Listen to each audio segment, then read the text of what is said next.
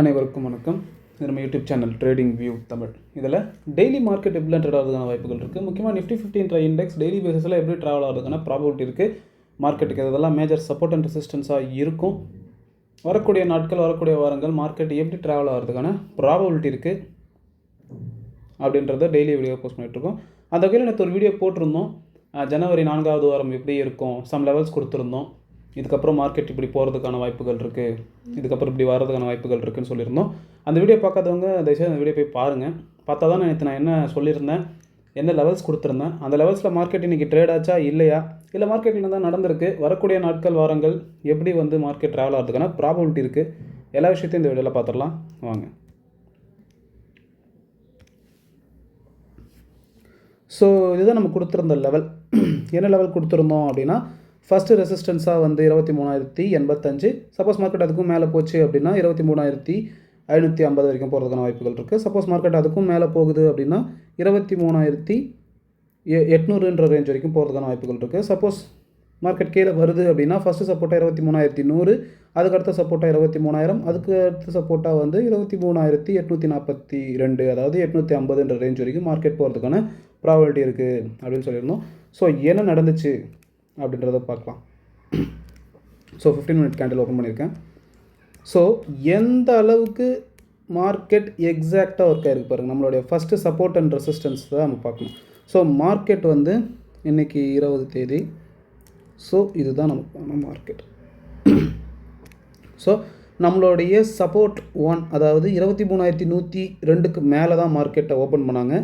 Open பண்ணிவிட்டு மார்க்கெட்டை 23,100, நம்மளோட சப்போர்ட் 1க்கு மேலே தான் மார்க்கெட்டை ஒரு சின்ன ஒரு கேப் அப்பில் தான் மார்க்கெட்டை கிட்டத்தட்ட 80 பாயிண்ட் கிட்ட ஒரு கேப் அப்பில் ஓப்பன் பண்ணாங்க. இந்த இடத்துல ஓப்பன் பண்ணிவிட்டு அந்த கேப் ஃபில்லிங்கை முடிச்சுட்டு இந்த இடத்துல மார்க்கெட் திரும்பி எது வரைக்கும் மேலே போயிருக்காங்க பாருங்கள். எக்ஸாக்டாக நம்மளோட லைனை போய் டச் பண்ணியிருக்காங்க. நான் உங்களுக்கு ஜூம் பண்ணால் உங்களுக்கு தெரியும்.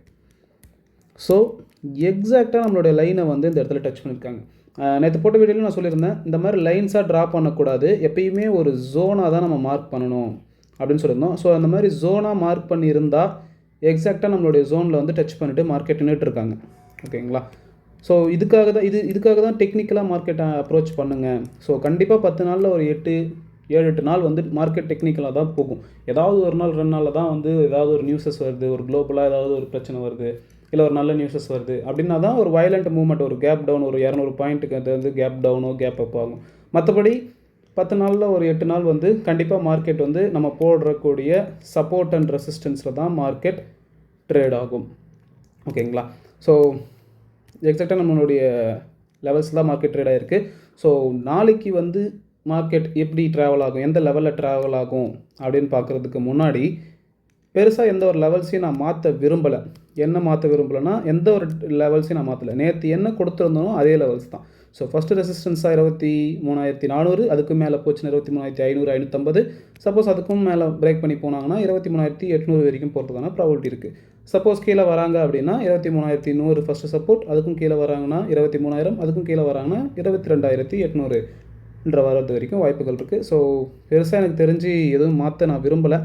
மேபி நம்ம வேணால் ஒரு மாற்றலாம் அப்படின்னா ஃபஸ்ட்டு சப்போர்ட்டாக 23,170 ரேஞ்சு வச்சுக்கலாம்.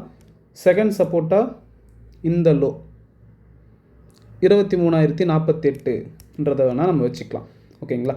ஸோ இதுதான் இந்த லெவல்ஸ் தான். ஸோ இதை ஒரு ஸ்க்ரீன்ஷாட் எடுத்து வச்சுக்கோங்க, இல்லை ஒரு பேப்பரில் நோட் பண்ணி வச்சுக்கோங்க. நாளைக்கு உங்களுடைய ட்ரேடிங் செஷனில் ஏதாவது ஒரு வகையில் யூஸ்ஃபுல்லாக இருக்குன்னா ரொம்பவே நல்லாயிருக்கும். அது மட்டும் இல்லாமல் இந்த வீடியோலையும் சொல்லியிருந்தோம், இன்றைக்கி ட்ரம்ப் பதவி ஏற்கிறாரு.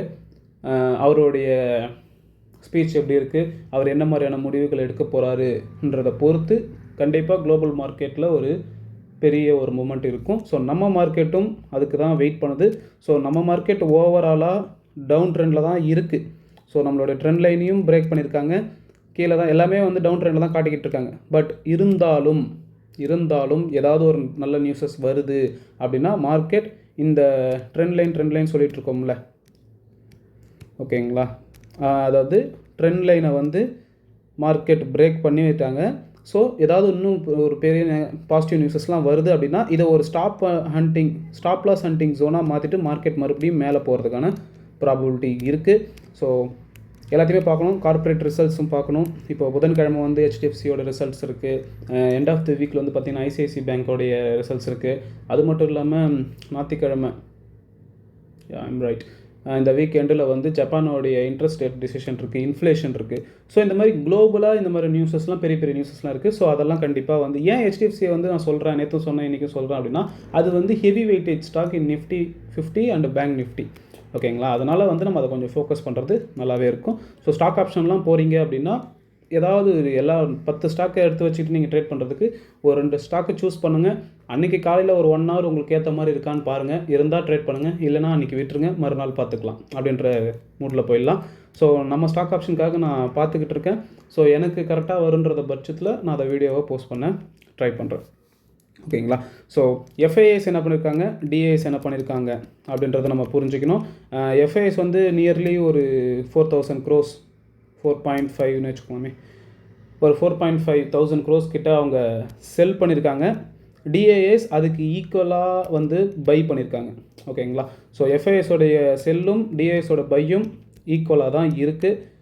ஸோ பார்க்கலாம் மார்க்கெட் நாளைக்கு எப்படி வந்திருக்குன்னு. அதுக்கு முன்னாடி வந்து எஃப்ஐஎஸ் இதை நல்லா நோட் பண்ணிக்கோங்க இந்த பாயிண்ட்டை. எஃப்ஐஎஸ் என்னைக்கு வந்து பையிங்க்கு வராங்களோ, அவங்களுடைய ஷார்ட் பொசிஷனை க்ளோஸ் பண்ணிவிட்டு எப்போ அவங்க ஒரு லாங்குக்கு வராங்க, ஒரு பையிங்க்கு வராங்களோ அப்போ தான் மார்க்கெட் ஏறும். அது வரைக்கும் மார்க்கெட் ஏறாது. அது வரைக்குமே வந்து ஒரு 100 பாயிண்ட் ஏறுவாங்க, அங்கேருந்து 200 பாயிண்ட் இறக்குவாங்க, மறுபடியும் ஒரு 150 பாயிண்ட் இருக்குவாங்க, மறுபடியும் அங்கேருந்து செல் ஆஃப் பண்ணுவாங்க. ஸோ இந்த மாதிரி தான் நடந்துகிட்டு இருக்கிறதுக்கான ப்ராபபிலிட்டி இருக்கும். ஸோ ரொம்பவே கேர்ஃபுல்லாக இருங்க. அவசரப்பட்டு ட்ரேட் பண்ணாதீங்க. ஒரு 2-3 வீடியோஸை பார்த்துட்டு மார்க்கெட் சூப்பராக இருக்குது அப்படின்னு சொல்லிட்டு உள்ளே வந்து ட்ரேட் பண்ணாதீங்க. ஸோ ப்ராப்பராக கற்றுக்கிட்டு டெக்னிக்கலாக முடிஞ்சளவு கற்றுக்கோங்க. நானும் கற்றுக்கிட்டு தான் இருக்கேன். ஸோ நீங்களும் நம்மள மாதிரி நிறையா வீடியோஸ் போடுறாங்க, எல்லாரோடைய வீடியோஸையும் பாருங்கள். பட் அது நடக்குதா நடக்கலையான்னு மறுநாள் நடந்துட்ட பிறகு வந்து மறுபடியும் அந்த வீடியோவை செக் பண்ணுங்கள். நம்மளோட வீடியோவும் சரி, எந்த வீடியோ ஒரு விஷயம் ஒருத்தர் சொல்கிறாருன்னா அது நாளைக்கு மார்க்கெட்டில் நடக்குதா இல்லையா, நடக்கலை அப்படின்னா அவர் ஏன் அந்த மாதிரி சொன்னார், எதுக்காக இந்த மாதிரி நடக்கும்னு சொன்னார், இந்த மாதிரி நீங்களே வந்து ஒரு கிராஸ் செக் பண்ணுங்கள். கண்டிப்பாக உங்களுடைய ட்ரேடிங் ஜேர்னி வந்து பெட்டராக இருக்கும். ஓகேங்களா? ஸோ உங்களோட ரியல் மணி வச்சு நீங்கள் ட்ரேட் பண்ணுறதுக்கு முன்னாடி ஒரு 3 months பேப்பர் ட்ரேடிங் பண்ணுங்கள். பேப்பர் ட்ரேடிங் பண்ணிவிட்டு உங்களுடைய ஃபினான்ஷியல் அட்வைஸரை கன்சல்ட் பண்ணிவிட்டு எப்படி இன்வெஸ்ட்மெண்ட் பண்ணலாம், எப்படி ட்ரேட் பண்ணலான்ற பிளான் பண்ணிக்கோங்க. எப்பயுமே சொல்கிறது தான், மார்க்கெட் வந்து இறங்கும் போது சடன் ஃபால் இருக்கும், ஏறும்போது பொறுமையாக தான் ஏறும். ஓகேங்களா? எப்பயுமே மார்க்கெட் கூடவே ட்ராவல் பண்ண கற்றுக்கோங்க. மார்க்கெட்டுக்கு அகைன்ஸ்டாக ஒரு விஷயத்தை என்றைக்குமே யோசிக்காதீங்க. உங்களுக்கான ட்ரேடிங் செட்டப் வந்தால் மட்டும் ட்ரேட் பண்ணுங்கள். உங்களுக்கான ட்ரேடிங் செட்டப் வரல, இல்லை எனக்கு கொஞ்சம் கன்ஃபியூசிங்காக இருக்குது, இல்லை எனக்கு பயமாக இருக்குது அப்படின்லாம் ஒரு சின்ன ஸ்பார்க் மைண்டில் வந்தால் கூட தயவுசெய்து எனக்கு ட்ரேட் பண்ணாதீங்க. ஜஸ்ட் வாட்ச் மட்டும் பண்ணுங்கள். ஏன்னா உங்களுடைய ட்ரேடிங் செட்டப் மேலே நீங்கள் மட்டும்தான் நம்பிக்கை வைக்க முடியும், வேறு யாரும் நம்பிக்கை வைக்க மாட்டாங்க. ஸோ நீங்கள் முதல்ல நல்லா ட்ரஸ்ட் பண்ணி உங்களுக்கான ஒரு ட்ரேடிங் செட்டப்பை ரெடி பண்ணுங்கள். ஸோ அதை பற்றின வீடியோவும் நம்ம போட்டிருக்கோம். How to become a successful trader, அப்படி இல்லைனா how to take a successful ட்ரேடுன்னு சொல்கிற நம்ம ஒரு வீடியோ போட்டிருக்கோம். அந்த வீடியோ போய் பாருங்கள். எப்படி ட்ரேடிங் செட்டப்பை ரெடி பண்ணுறது, அதுக்கான சைக்காலஜி என்ன, இந்த மாதிரி நிறைய விஷயங்கள் இருக்குங்க. வெறும் நாட் அபவுட் ஒன்லி த மணி, காசு மட்டும்தான் பண்ண முடியும்னா இங்கே யார் வேணால் வந்து ஒரு 50,000 1 லட்சமோ 5 லட்சமோ இருந்தால் யார் வேணால் தினைக்கும் வந்து ப்ராஃபிட் பண்ணிட்டு போகலாம். பட் ட்ரேடிங் அப்படி கிடையாது. ட்ரேடிங் வந்து very very simple, but not easy. ஓகேங்களா? ஸோ அதெல்லாம் மைண்டில் வச்சுக்கோங்க. நிறைய ஸ்க்ரீன்ஷாட்ஸ், டெலகிராம்ஸ், வாட்ஸ்அப் குரூப், யூடியூப் வீடியோஸ்லாம் பார்த்து உங்களுடைய ஹார்ட் ஏர்ன் பண்ண மணியை வெட்டுறாதீங்க. ஸோ ரொம்ப கேர்ஃபுல்லாக இருங்க. பார்க்கலாம் நாளைக்கு மார்க்கெட்டு நம்மளுடைய லெவல்ஸில் மார்க்கெட் ட்ரேட் ஆகுதா இல்லையா, இல்லை மார்க்கெட்டில் தான் நடக்குதுன்றதை நம்ம நாளைக்கு பார்க்கலாம். பட் நான் வந்து அந்த ஹெச்டிஎஃப்சியோடைய ரிசல்ட்ஸை ஃபோக்கஸ் பண்ணி நான் உங்களுக்கு முடிஞ்ச அளவுக்கு நான் சொல்ல பார்க்குறேன். ஓகேங்களா? ஸோ கேர்ஃபுல்லாக இருங்க, சேஃபாக இருங்க. நன்றி, வணக்கம்.